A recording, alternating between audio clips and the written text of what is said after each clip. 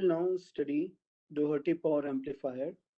We saw that for class B or for other linear class of power amplifiers, efficiency is maximum only when the drain of the transistor experiences maximum swing of VDD. And to ensure that we always have the maximum swing equal to VDD at the drain or at the output, we need to keep the input amplitude sufficiently high. But for AM signals, we cannot do that because the AM signal amplitude keeps on varying as per the message. So when this linear class of power amplifiers are used for amplifying the amplitude modulated signal, in general, the average efficiency of the amplifier is quite low. Though the class C can offer efficiency greater than 80%, but in reality it will be very less. So Doherty proposed another amplifier. We will see that it basically consists of two amplifiers, both of linear type, and in this case we will consider class B. So using this architecture proposed by Doherty, one can achieve higher efficiency, overall average higher efficiency compared with one of the linear classes, say for example class B. But here also, of course, even for AM signals, the efficiency is not going to be the highest possible, but compared with the class B or class C, it will be a lot better. So this lecture is, this topic is rather divided into two parts. In the first part, in this lecture, we will see the main architecture of the Doherty power amplifier. We will revisit class B because the Doherty power amplifier is studied with respect to class B or maybe class C, but we are going to use class B to study this Doherty power amplifier. That's why we will revisit class B. And then in the next class, we will try to find the efficiency of Doherty power amplifier and then compare it with that of individual class B. So first we will see the architecture of Doherty power amplifier.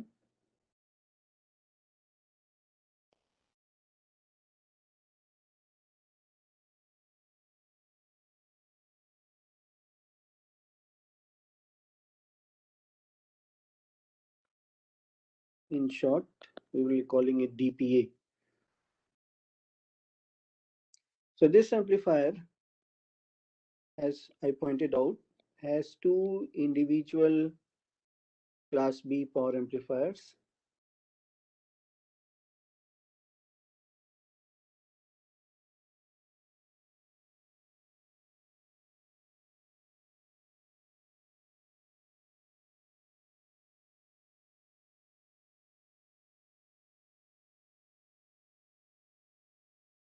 So here we have our load and input will be given here.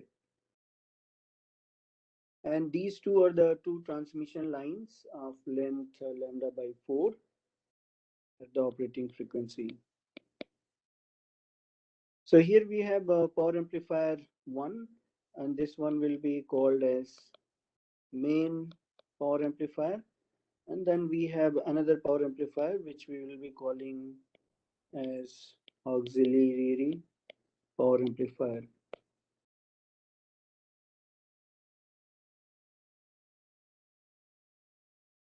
So, and in this case, this MPA and auxiliary APA both are in general can be linear class, class B, class C, or class AB. But for our case, we will consider class B power amplifiers. So MPA and APA are going to be class B for our case. So what happens in this architecture is that MPA is always active. That means it keeps on amplifying active. That means it always conducts. Of course, it will be off for the half of the uh, input, but it is not in that sense we are saying that it will be always on. We will clarify later on that what we mean by always on. So this is with respect to the amplitude, that whatever may be the amplitude,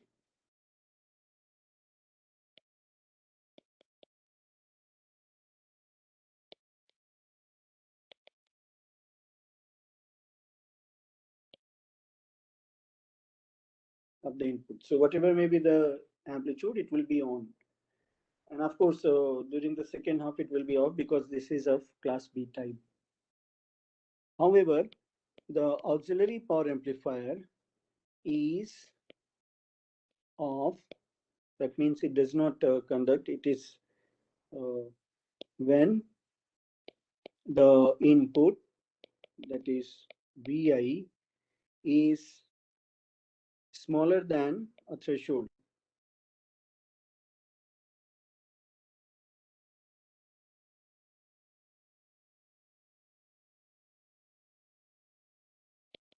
That is, say, when Vi is less than, say, Vt. In other words, when the amplitude of input is less than certain chosen amplitude, then it is going to be off. So typically we have been representing our Vi in this way, the amplitude E naught into cos omega t or theta. So here what we are going to do is we will represent this in different form with respect to the amplitude, because we see that the uh, Doherty power amplifier assumes different architecture based on the amplitude. So here we say that beta is a parameter,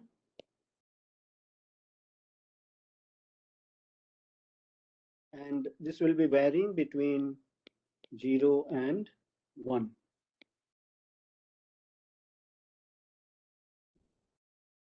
So the maximum amplitude, so Vi max is going to be A, and this occurs for beta is equal to 1.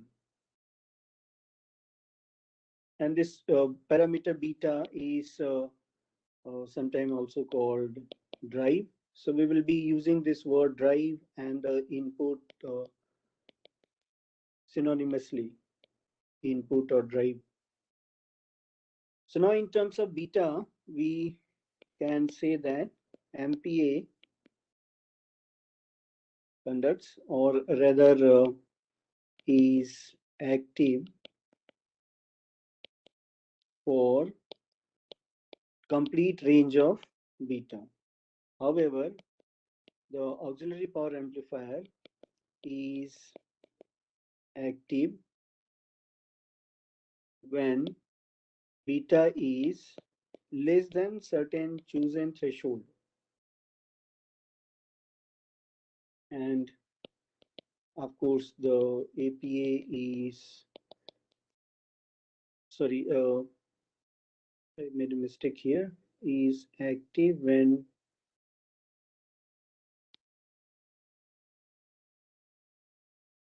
beta is greater than certain threshold and less than 1, and it is off when beta is or the drive is below this threshold.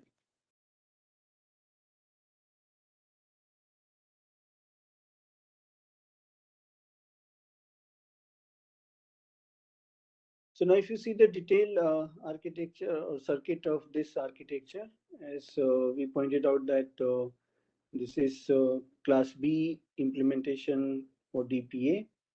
So the complete circuit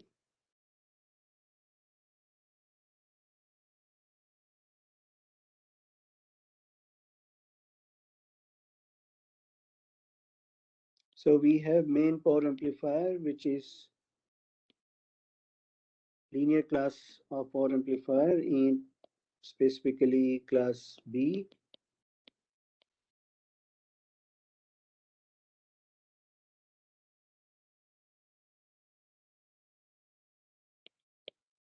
And then we have auxiliary power amplifier, which is also linear here in class B.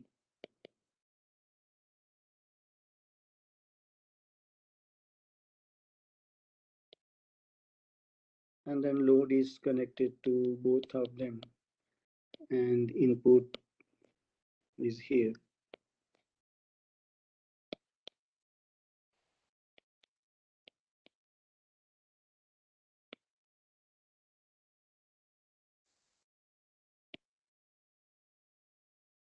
So this is the drain of main power amplifier, and this is the drain of auxiliary power amplifier. And input is beta A cos theta.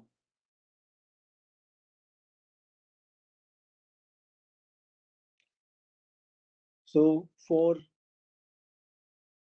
lower drive,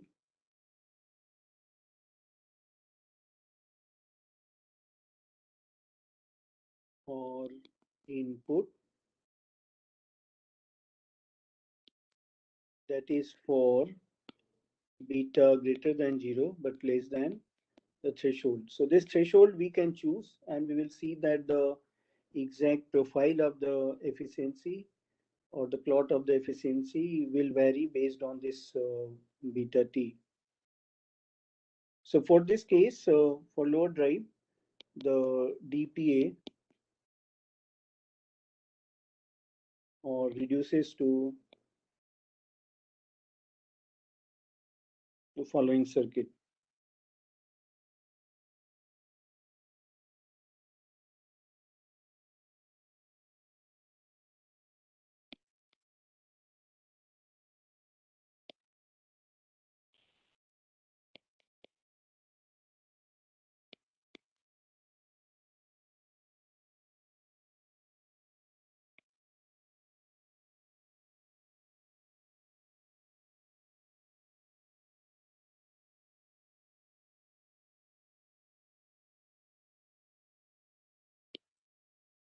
And this part is open because auxiliary part is going to be off. And for the upper drive or higher drive,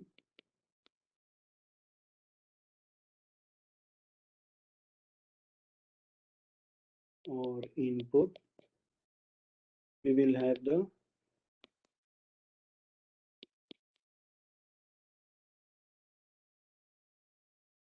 complete DPA. That means this architecture. So I'm not showing the internal circuitry of these individual amplifiers.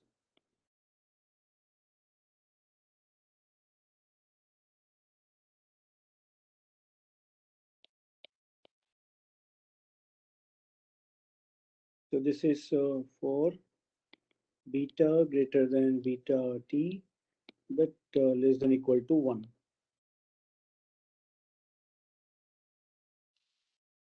So as was pointed out, that class B is used for these two amplifiers. So we will revisit the class B, and we will see the all the parameters related with class B in terms of this beta.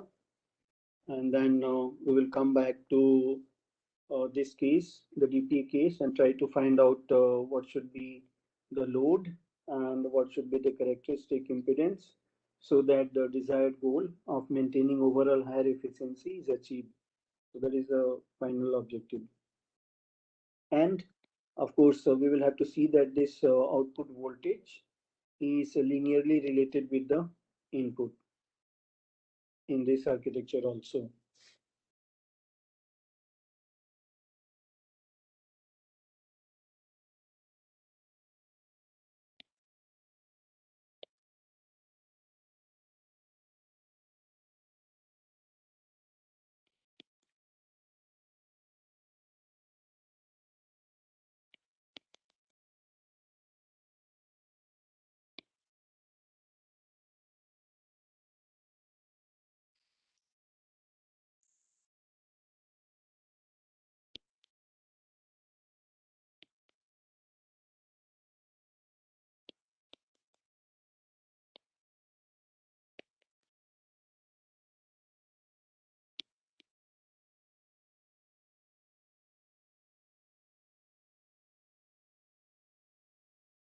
So here we have our class B power amplifier, and since this is class B, so the gate to source DS voltage, DC voltage is going to be 0.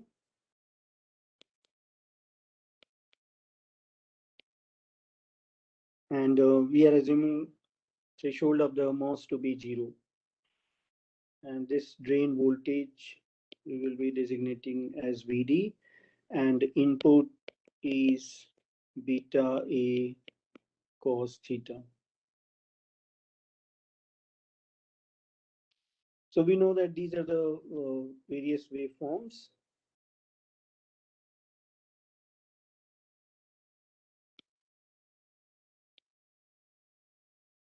So this is going to be my input.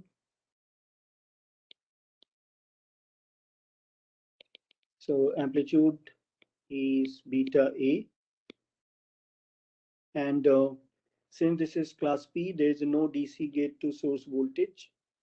So it will produce drain current only for the positive half of the input.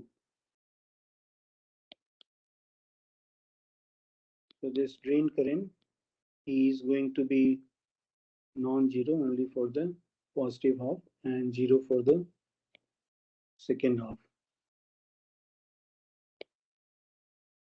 And its amplitude is going to be dependent upon the input amplitude.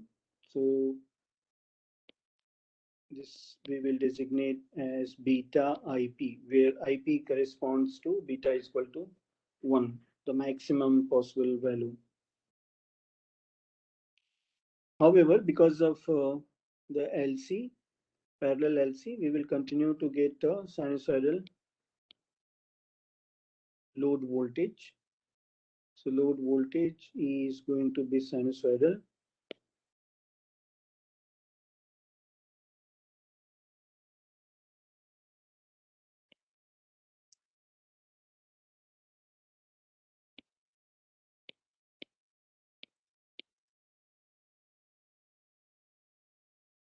And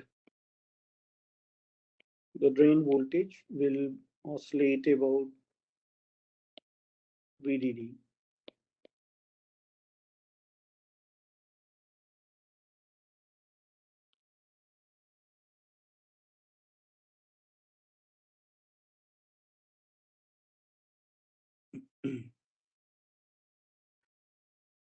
So we are assuming this amplifier to be linear. That means the drain current and input, they will have a direct relation. That means when the input varies with beta, with the amplitude, the drain current will also vary. And since this is half wave rectified, so we can write the drain current Fourier components in this way.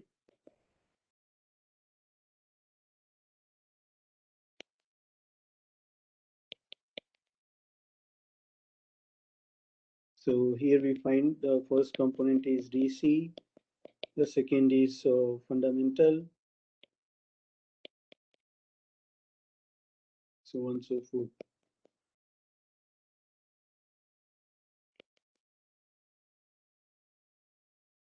So each of these components, they are going to be now dependent upon beta. And the load voltage, which is minus RL I1, is equal to minus RL beta IP by 2.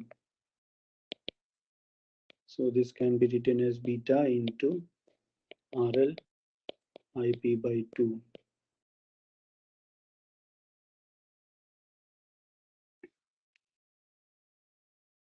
And efficiency, which is PL by PDC, is, so for that we need to find out PL. So PL is this VO square by 2RL. So this becomes beta RL IP whole square by 2RL into 4. So this can be written as beta square IP by 2 whole square into RL by 2, and PDC, the DC power drawn from the supply, is VDD because the drain is VDD at the DC, and IDC, which becomes beta VDD IP by pi. So here we see that the load power delivered varies as square of beta, the drive, but the DC power is proportional to beta. Now we can find out efficiency. So efficiency will be PL by PDC, that is equal to pi beta square IP square RL divided by 8 VDD beta IP. So this simplifies to pi by 4. We want to write in terms of the maximum efficiency that we have been getting for class B, beta into IP RL by 2 VDD.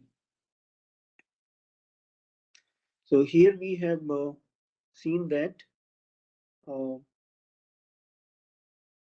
this numerator beta IPRL is, and divided by 2 is going to be equal to load voltage. Beta IP RL by 2 by VDD.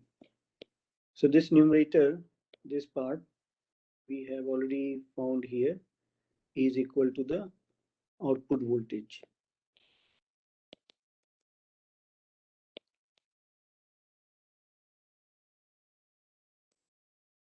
And this is, so if you want maximum efficiency, so for that we had to take VO is equal to VDD, and that makes the maximum efficiency is equal to pi by 4.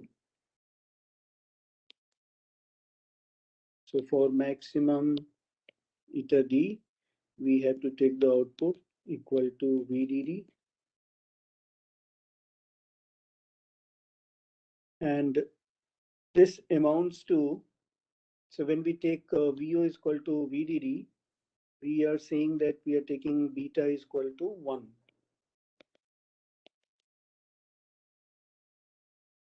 Because when you want to maximize this output, you have to increase the input also, and to increase the input, you have to increase the beta, and beta is equal to 1 corresponds to that input, which will lead to the maximum efficiency. So this beta is equal to 1 by definition corresponds to this case. That means output is having the maximum swing possible, maximum amplitude possible. So we had already seen that this is equal to beta IP RL by 2, and when we take swing to be equal to maximum, we take beta equal to 1, so IP RL by 2, and this load is going to be used to find out the load for the Doherty power amplifier. So Doherty power amplifier load will be calculated in terms of this load. So we will be calling this load as load for class B for maximum efficiency. So we will be redesignating this parameter, which we'll be using in future.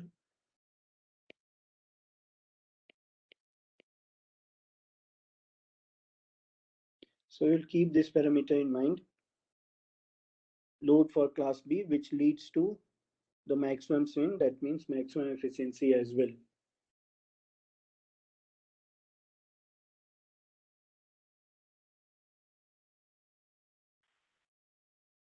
Now we can see those plots of various waveforms with respect to drive, which varies between 0 and 1. So we saw that the output is a linear function of this beta, and it gradually increases from 0 and goes to the maximum value of VDD. And this maximum value, of course, corresponds to maximum efficiency as well. Similarly, for the fundamental current to the load also, we see that it is function of the linear function of the drive.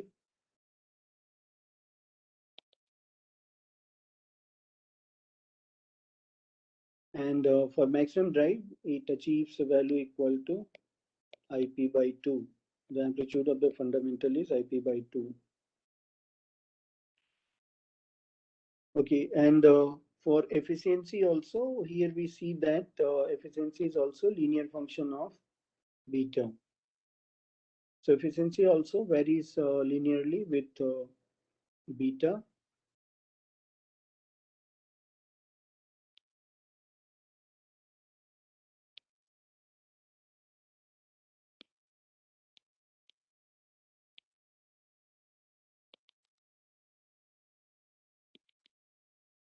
And it achieves maximum value of course, pi by 4.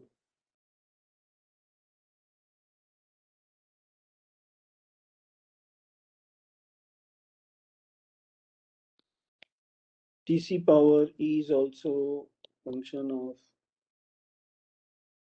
beta, linear function of beta.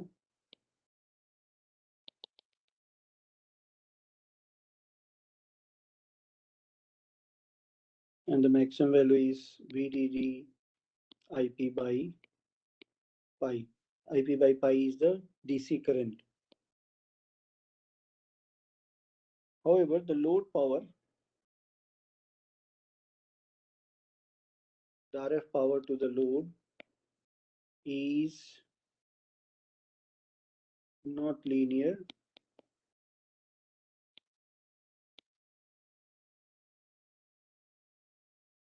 It varies as square of beta, and the maximum is IP by 8 into RL, where IP square by 4 is the fundamental amplitude.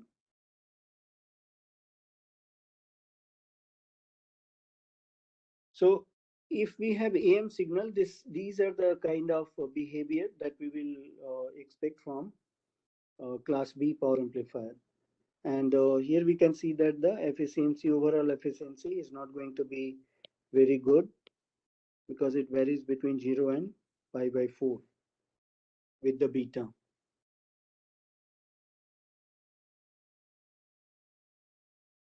So then question arises, what else we can do to keep the efficiency high? And we saw that efficiency can be kept high only when the output swing is higher. So here we will have to keep this output as high as possible, ideally close to VDD, if we want to keep this efficiency large. And here we see that this efficiency depends upon so many parameters like beta, IP, RL, and of course VDD.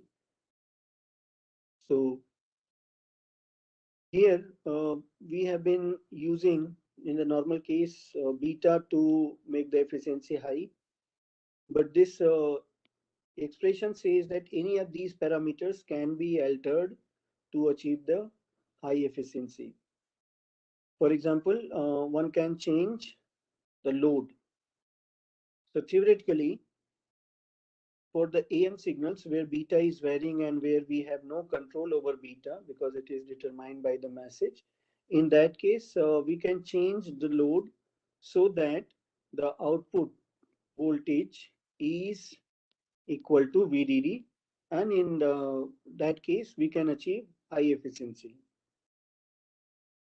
So this is the basic observation which led to the invention of Doherty power amplifier. So what is done here is that when the input is between certain range, then this load is varied electronically. Of course, manually we cannot change the load. So certain arrangement is done with the help of auxiliary power amplifier, so that this output voltage for those range of input is equal to VDD.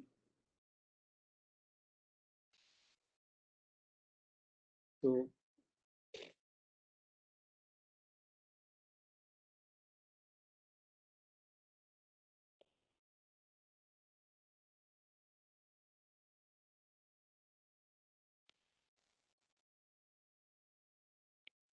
for certain range of, ideally one can say that I would like to change this RL for the entire range of input, that means from 0 to 1, so that I can get the maximum output voltage. But we'll see that using this architecture, the overall efficiency achieved will not be very good. So only for certain range, we change the load to achieve the maximum output swing equal to VDD.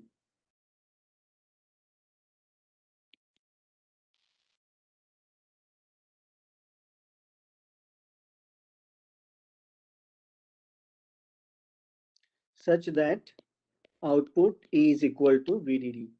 And the range for which this change is done, this change in the load is done, is this range, the upper drive.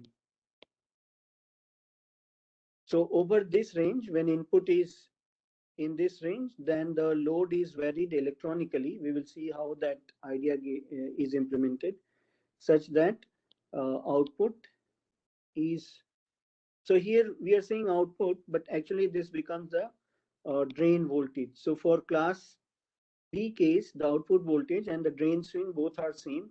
But for the Doherty case, we will see that the output and the drain, they are isolated through this lambda by 4 line here.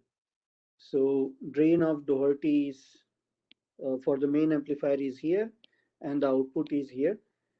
But for class B, both are same, and this transmission line isolates them. So for Doherty power amplifier, it is this voltage that we are talking about, and we want this VDM to be equal to maximum swing equal to VDD, so that this power amplifier operates in highest possible efficiency. So now we will be saying that it is actually VDM that we want to be equal to VDD. So for this range, what we achieve is VDM, drain of the main amplifier is equal to VDD. And this will imply highest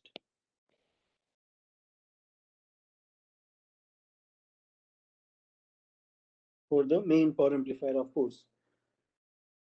But the auxiliary amplifier, which comes into play for this range, will not be operating at the highest possible efficiency. That is why overall efficiency of this power amplifier is less. Nevertheless, it is still better than, more than that of the individual class B case. So the key idea that is implemented in DPA is this, that change the load such that the drain of the main power amplifier experiences maximum swing. So the question will arise that how we do this thing in reality, in experiment. And of course, this has to be done electronically, that means automatically, without we having to change the load manually. So what here we are doing is we are changing the load as per the input amplitude. So this is called load modulation.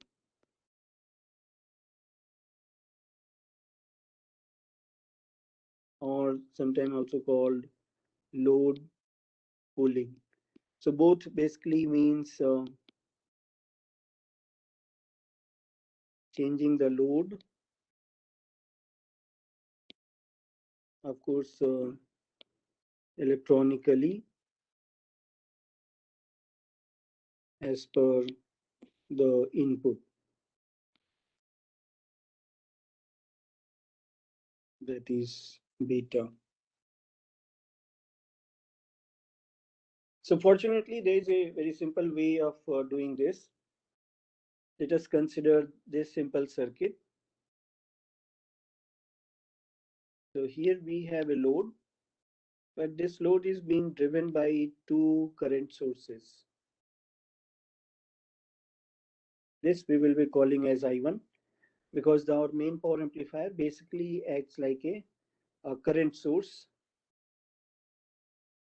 and there's another current source which we will be calling I2, and this will be contributed by the auxiliary power amplifier, because it has been pointed out that for the higher drive region this also comes into existence, and I1 will be provided by main power amplifier, and the voltage across load is say VL. So I1 current is flowing into load, as well as I2 is also flowing into this load.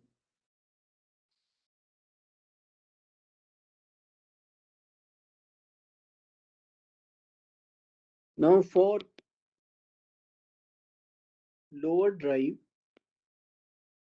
that means when beta is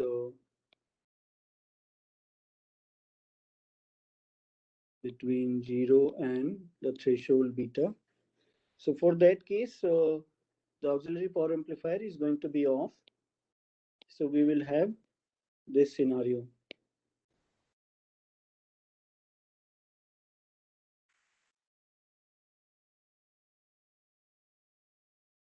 So in this case, VL is going to be I1 into RL, and the load perceived by I1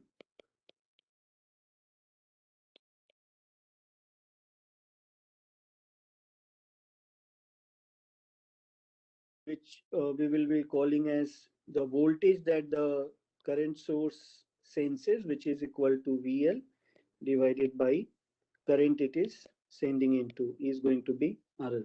So nothing great about this equation. But now for the higher drive, let us see what happens.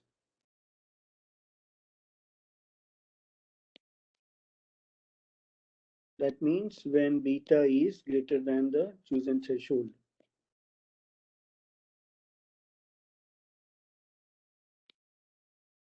So for this case, the auxiliary power amplifier also comes into existence, and this circuit is going to be valid. So what we have shown here is actually the circuit for the higher drive, higher input. So here also the load perceived by this current source, which is basically the main power amplifier, is going to be the voltage that it senses, which is equal to VL divided by the current I1. But here for that circuit, we know that VL is now going to be RL into I1 plus I2, because both the currents are flowing into the load. So now the load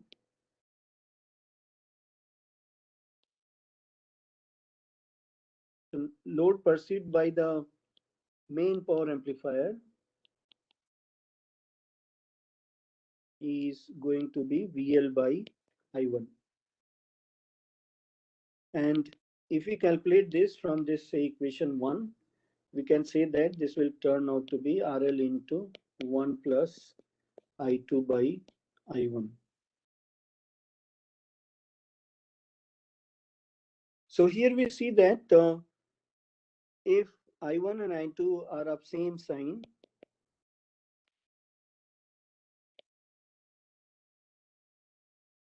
say both are positive. So in this case, this we will be calling as a new load RL1. So in this case, RL1 is greater than RL. So now for the hard drive region, when the auxiliary power amplifier is also active, in this scenario, this main power amplifier is going to sense a larger load connected across it compared with the lower drive region when auxiliary power amplifier is off. So here we see that we have been able to change the load perceived by our main power amplifier simply by changing the current that flows through this load with the help of another current source or another amplifier. Now if I2 and I1 are of opposite sign, then let us see what happens. If I1 and I2 they are of opposite sign, then this factor is definitely going to be less than 1 and RL1 is now going to be less than RL. So this circuit says that we can make the main power amplifier perceived whatever load we want by choosing the suitable magnitude and the sign of I2. So using this circuit, we can do the load modulation, or we can change the load as per the requirement, and this change is being done automatically, instantaneously, electronically. So now when we have this arrangement, so we can now see that what will be the voltage, drain voltage waveform and the current provided by each of these two amplifiers.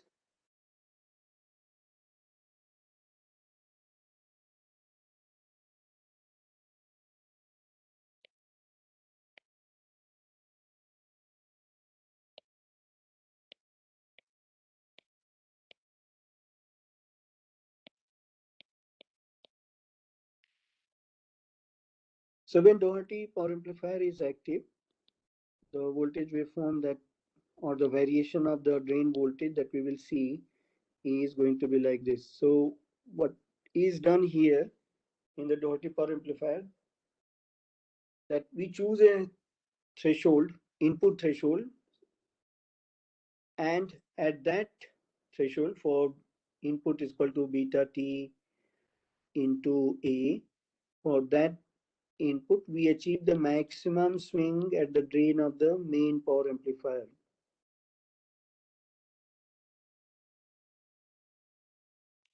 And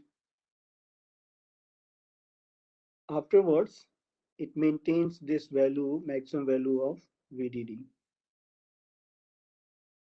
So this is how the voltage at the drain of the main power amplifier varies in Doherty power amplifier. And the current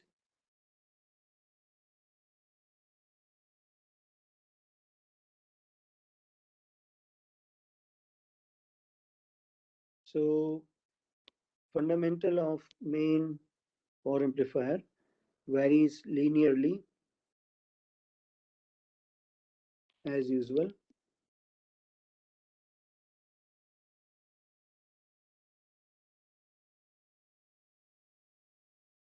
And the efficiency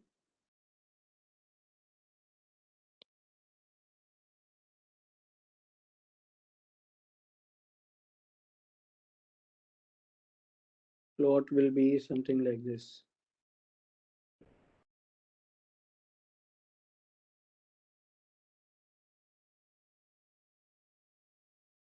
Since the main power amplifier achieves maximum swing of VDD for smaller input equal to beta t, so the efficiency now follows this plot and achieves the maximum value of pi by 4. So for this lower region, the APA is off.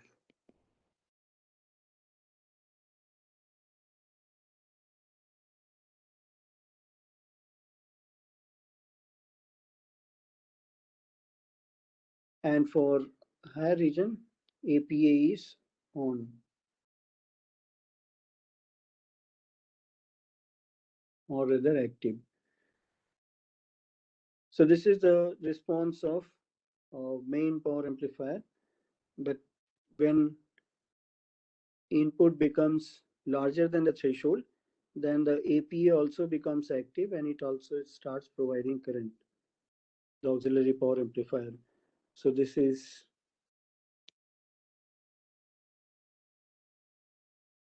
red color is current provided by the auxiliary power amplifier, and the auxiliary power amplifier then offers a voltage. Sorry, this is the efficiency plot.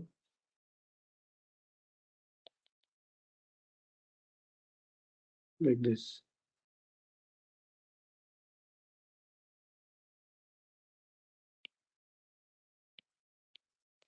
So red color is the drain voltage of the auxiliary power amplifier.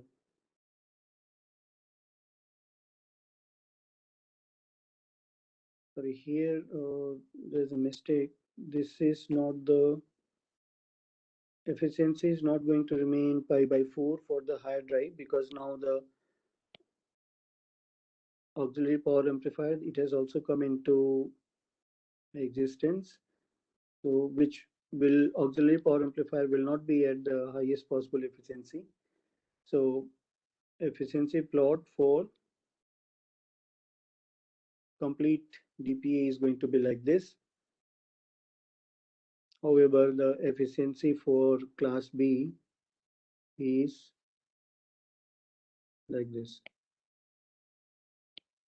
Class B case.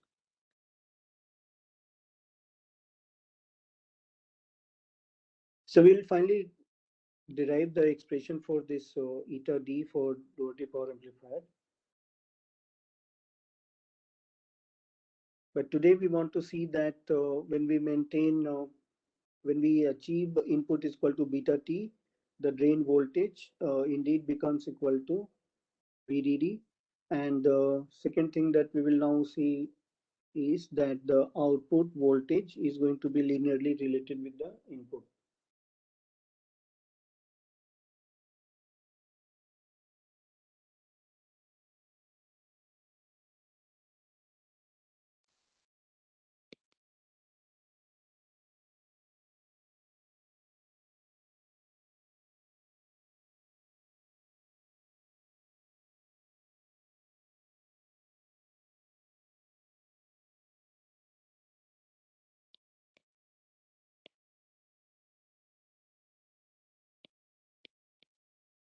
So this is the equivalent circuit of DPA for lower drive, for lower input.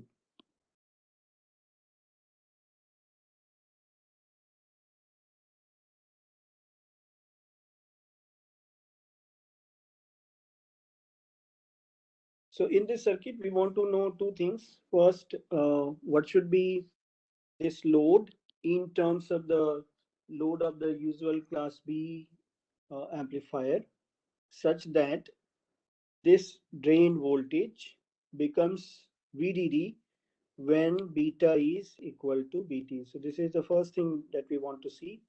And second thing that we will see is that when this drain voltage becomes equal to VDD, this output voltage should be linear function of this input.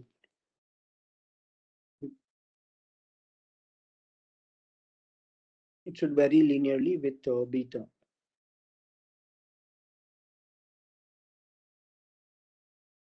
So we have a here lambda by 4 line, which is terminated with load. So on this side, we will have certain input impedance.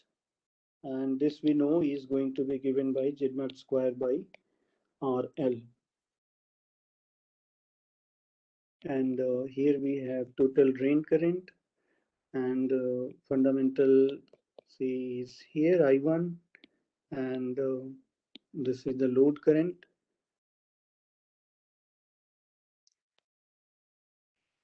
So for the transmission line, we have Z in RL equal to Z naught square. So here Z in is looking from this nodes towards the load, but we know that for the fundamental this LC is going to be open circuit. So and this CB is going to be short circuit. So looking from drain also we will see Z in. So CB is short circuit, LC is open. So from drain also we see the same Z in.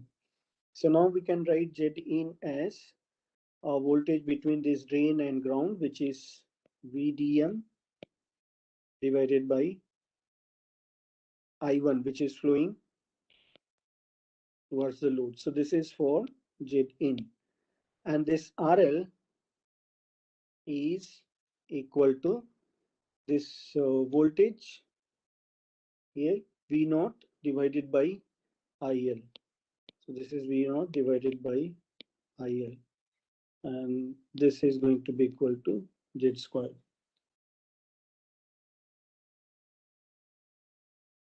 So this is equation 2, which we'll be using. And for transmission line, for a lambda by 4 line, there's another equation which we will not derive, but we will mention. The product of voltage and current at one end plus product of voltage and current at other end is equal to 0. So this equation 2 and 3 are going to be useful for us. Now the first objective that we want to address is finding RL and Z naught such that when input is equal to the threshold that we have chosen, the drain voltage of the main power amplifier becomes equal to VDD, so that the main power amplifier starts operating at the highest efficiency. We have already seen that input impedance is equal to this factor. So this VDM is equal to Zin into I1.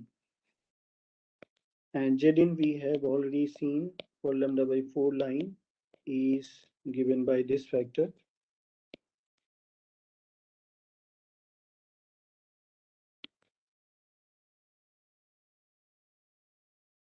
And I1 in terms of beta is IP by 2. Yeah.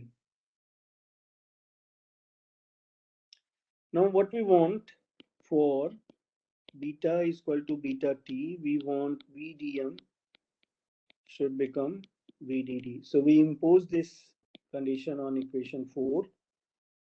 So VDD is equal to Z naught square RL beta T IP by 2. Now we will be representing this VDD in terms of the load for class B that we derive here. So from here we see that VDD can be written as IP RLB by 2. So we are going to use this equation to rewrite VDD.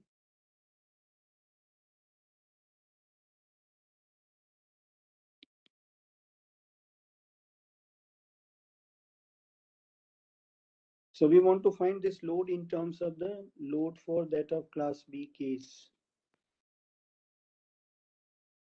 So that is why we have substituted VDD in terms of class B load. So here we see that load is equal to Z naught square beta T by RLB.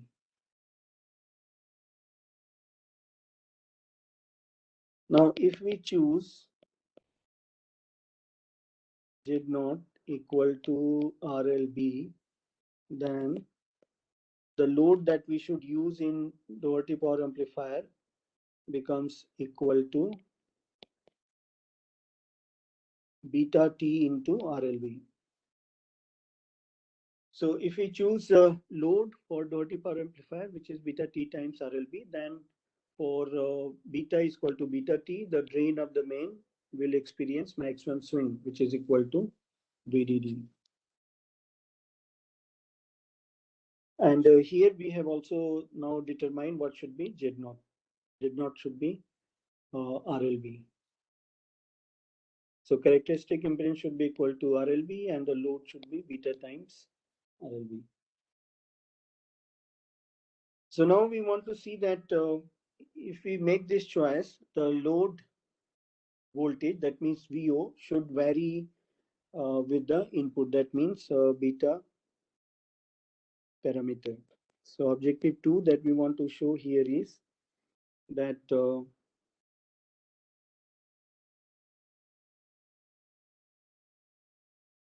load voltage E is proportional to beta.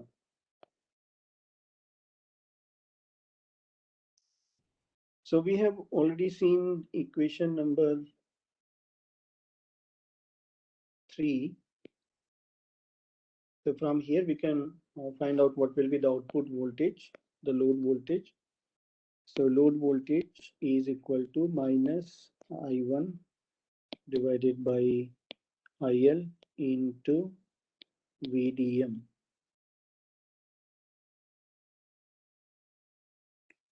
Now we can eliminate IL from the previous equation, that means equation number 2, from 2. So that will give IL as VDM VL divided by Z0 square I1. So if we use this IL in the previous equation, this equation, we will get VO square equal to minus I1 square Z0 square. So this will give VO equal to plus minus J I1 Z0. And Z0 we have already chosen equal to RLB.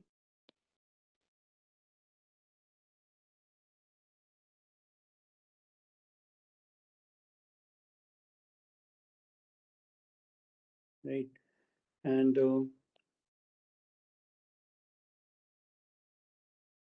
I1 is beta IP by 2.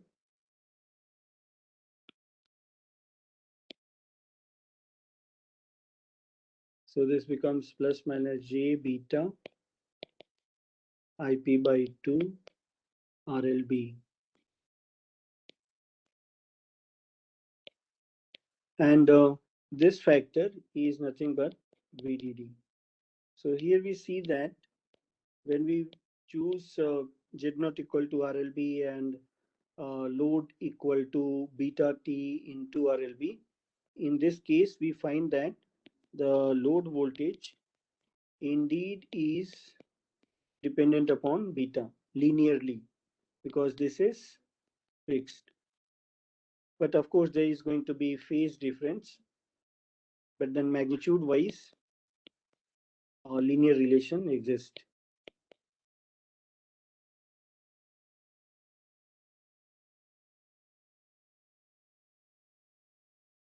So the load voltage varies